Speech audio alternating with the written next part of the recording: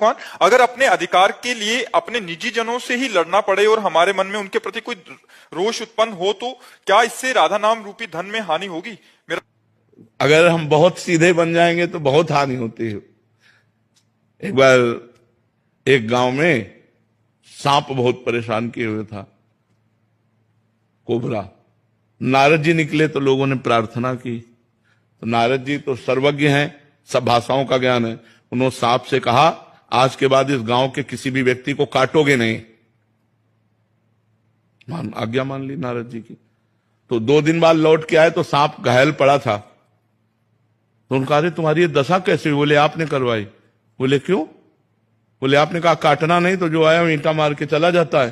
बोले फुसकारने को थोड़ी मना किया था, काटो मती, फुसकार मारो लंबी। तो बस काटो मती, फुसकार मारो। फुसकार नहीं मारोगे तो तुम्हें घायल कर देंगे लोग।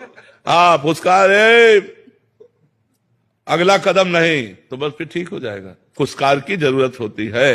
अगर फुसकार की जरूरत ना हो तो आपको लोग बेवकूफ मानेंगे, आपको लोग पागल मानेंगे, आपको आपकी दयालुता और कृपालुता को आपको बुद्धू मानेंगे लोग। संसार का ऐसा क्षेत्र है, इसमें ज्यादा कृपालुता और दयालुता नहीं दिखाई जाती, इसमें धर्म पूर्वक निर्णय किया जाता है। हाँ कहीं ऐसे ठीक है, आप ले जाओ, खाओ पियो, लेकिन अगला कदम अगर उनका बढ़े तो फिर उसका विरोध होना चाहिए, क्योंकि परिवार है। अगर ऐसे होगा तो बहुत ही विचित्र है। वो चाहते हमारा विरोध करो, तो जो ऐसे चाहने वाली क्रिया करे तो फिर उनको फुसकार वाली, वही नारद जी वाली बात दिखा देनी चाहिए कि फुसकार करना चाहिए, अंदर से क्रोध नहीं करना चाहिए। देखो भगवान ने बचाने की कोशिश की कि दोनों भाइयों में युद्ध ना हो। दोनों भाई ही तो हैं, पांडु और धृतराष्ट्र के ही तो पुत्र हैं, तो बिल्कुल एक घर ही तो है। लेकिन फिर विनाश हुआ, पूरे कौरवों का विनाश हुआ। तो अगर हमें जरूरत पड़े तो दया करना चाहिए, और जरूरत पड़े तो कठोरता भी। कोई जमीन संवाद हो गया या घर परिवार का, उसमें महाराज जी कैसे? हाँ तो क्रोध का अभिनय करना होगा महाराज जी, लेकिन मैं उनका दिल भी नहीं दुखाना चाहता, मतलब मैं खोना नहीं चाहता हूँ छोटी सी जमीन के लिए या फिर किसी और भी। हाँ तो छोड़ देना चाहिए, फिर उस विषय को ही छोड़ देना चाहिए कि आपको जो लेना है आप ले लीजिए और शांति से रहिए, आनंद से रहिए।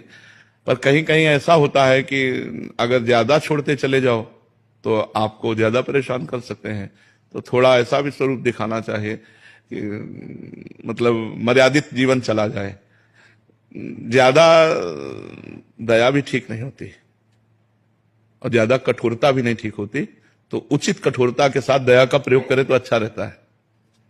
जैसे आप छोड़ दिए, अब अगले पॉइंट पर आपको कृपालु नहीं मानेंगे कि आपने कृपा की, वो अगला कदम उठाएंगे।